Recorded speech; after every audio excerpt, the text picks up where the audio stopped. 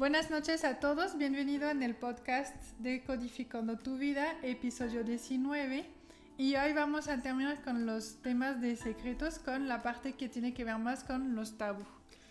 Daniel, ¿nos puedes explicar un poquito más de cómo influyen los tabú o los no dichos en un sistema familiar?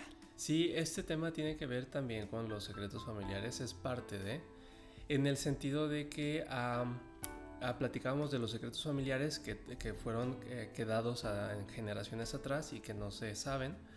Y sin embargo, los temas tabú también involucran secretos familiares. La diferencia es que algunos miembros sí los conocen y prefieren no hablar de ellos. Y ahí también se corta la información. Por ejemplo, esto sucede mucho y lo podemos notar con los niños o con las generaciones jóvenes en las que los papás y los tíos y los abuelos pasaron por situaciones que a lo mejor no fueron agradables y por consecuencia se dejan de tomar en cuenta y se excluyen. Entonces no se pasa la información a los niños y al momento de que crecen y se desarrollan, crecen con una aversión o con un temor o con algún síntoma respecto a estos temas, que pueden ser variados, ¿no? Tanto educación, trabajo, sexualidad, abusos o temas controversiales que para la familia son importantes no difundir. Y pues eso obviamente repercute en que el niño pues se pueda formar con cierto criterio y eventualmente en la adultez o en la adolescencia pueda tener síntomas tanto comportamentales, económicos o también físicos. Sí, acabo de pensar a un caso de un paciente que tuve donde no le iba bien con el trabajo. Cada empresa o empleo que tenía pues acaba por o lo despedían o no funcionaba su negocio y se enteró que pues creo que un abuelo o bisabuelo fue derrotado y entonces ahí pues nos puede explicar por qué justamente él no lograba tener ese vínculo, esa fluidez con el trabajo y además se enteró pues buscando y rascando un poquito con las tías, los tíos, pero nunca se habló justamente de ese ancestro. Entonces ahí, como fue una exclusión, justamente se manifestó con síntomas. Sí, así es, y yo tengo un tema similar. Mi bisabuelo tuvo un negocio fuera de la ciudad, él no es de aquí de donde estamos nosotros, pero le fue mal en el sentido de que lo robaron, lo estafaron, hubo por ahí pérdidas. A consecuencia de eso se enferma y fallece. Esta información yo no la tengo hasta que empiezo a indagar en el genograma y pues eso me hace sentido en cierta etapa de mi vida porque tuve también situaciones financieras con proyectos que no se concretaban. El asunto de cómo funciona, tomando mi caso, es que ese evento fue doloroso para la familia porque fallece relativamente joven, de entre 30 y 35 años. Deja a 4 hijos sin padre, al mayor de ellos de 8 años.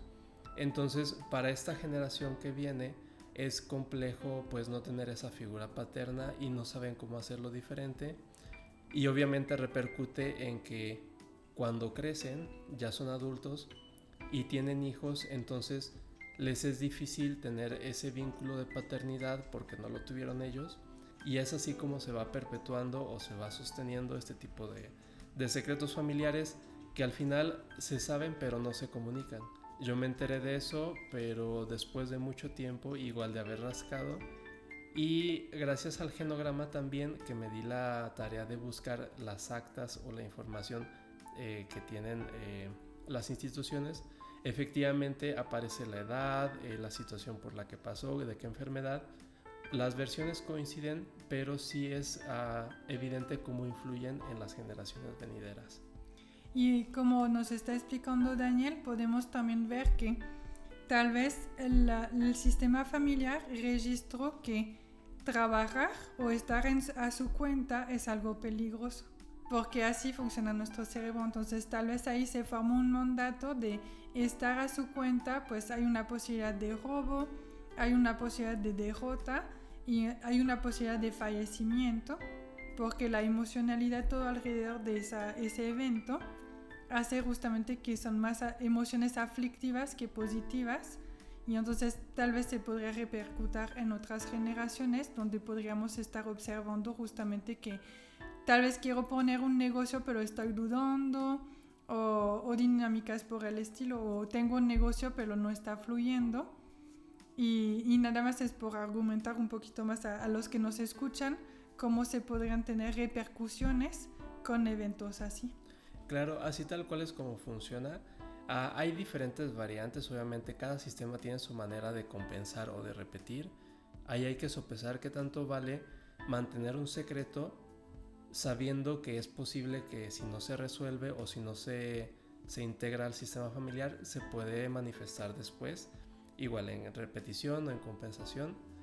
Y pues siempre es conveniente también revisarlo en terapia de manera sistémica, porque tampoco es saludable a buscar demasiado o ponerle demasiado pensamiento o demasiado juicio.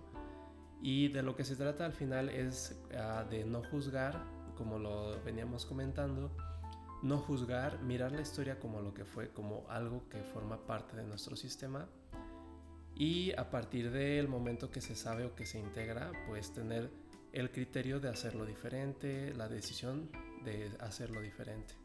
Sí, es más como un aprendizaje. Así es. Y pues terminamos este podcast acerca de los secretos familiares y tabús y temas no dichos.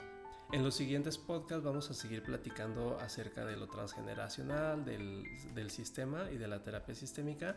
Así es que los invitamos a acompañarnos en este podcast y les agradecemos su presencia y que nos acompañen.